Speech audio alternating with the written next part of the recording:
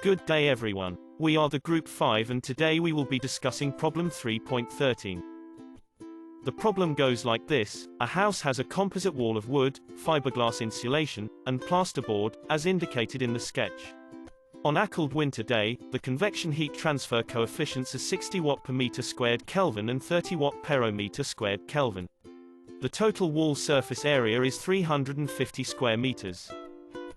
The questions are: first, determine a symbolic expression for the total thermal resistance of the wall, including inside and outside convection effects for the prescribed conditions.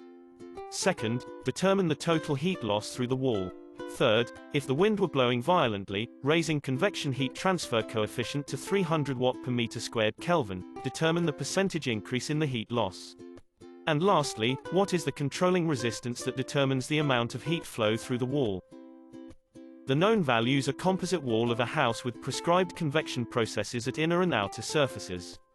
What we need to find is the expression for thermal resistance of house wall, the total heat loss, the effect of heat loss due to increase in outside heat transfer convection coefficient, and lastly, the controlling resistance for heat loss from house. This will be the schematic diagram of the problem, and we need to have some assumptions. First, it is one-dimensional conduction. Second, it's in steady-state conditions, and third, it has negligible contact resistance. And we can get the thermal conductivities of these materials from table A-3. Let us do the analysis. The expression for the total thermal resistance of the house wall follows from EQ 3.18. Next, the total heat loss through the house wall is given by the equation 1 as shown.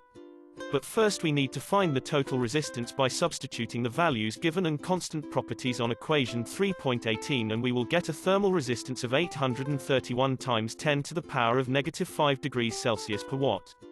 And we will use the total resistance to find the total heat loss using equation 1. After substituting the values, the total heat loss is equals to 4.21 kilowatts.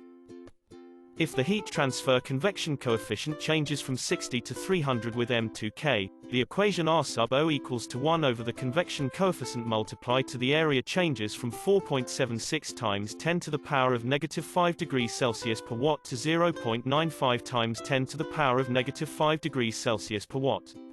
This reduces total resistance to 826 times 10 to the power of -5 degrees Celsius per watt, which is a 0.6% decrease in total resistance and hence a 0.6% increase in heat loss. From the expression for total resistance in Part B, note that the insulation resistance of the fiberglass blanket is 90% of the total resistance. Hence, this material layer controls the resistance of the wall. From Part C, note that a 5-fold decrease in the outer convection resistance due to an increase in the wind velocity has a negligible effect on the heat loss. And also, as you can observe in the figure, it is very obvious that the fiberglass blanket controls the resistance of the wall. That's all for problem 3.13, and thank you for listening.